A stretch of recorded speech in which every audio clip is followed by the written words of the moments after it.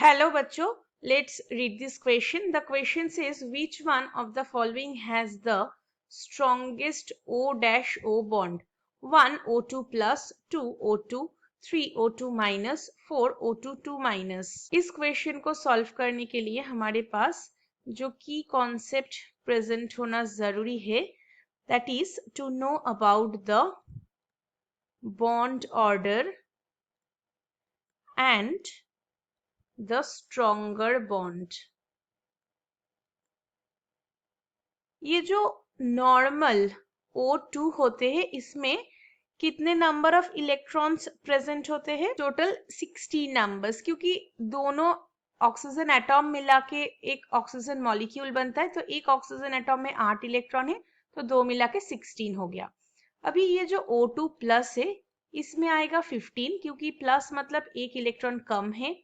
O2 minus में आता है 17 और O2 2 माइनस पे आता है 18 नंबर ऑफ इलेक्ट्रॉन्स। तो अभी चलिए बॉन्ड ऑर्डर कैलकुलेट करते हैं। सबसे पहले आते हैं ऑक्सीजन पे।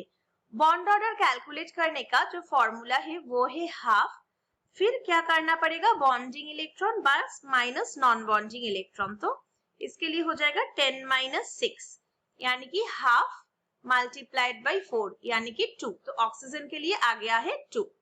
फिर हम आते हैं O2 प्लस के लिए। इसके लिए होगा हाफ मल्टीप्लाइड बाई 10 माइनस 5 यानी कि half multiplied by 5 that is equal to 2.5।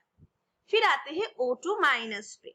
इसके लिए होगा half 10 minus 7, so this will be equal to half multiplied by 3, so 1.5। और फिर लास्ट पे आएंगे हाफ मल्टीप्लाइड बाई 10 माइनस 8 यानी कि half multiplied by 2 that is equals to 1।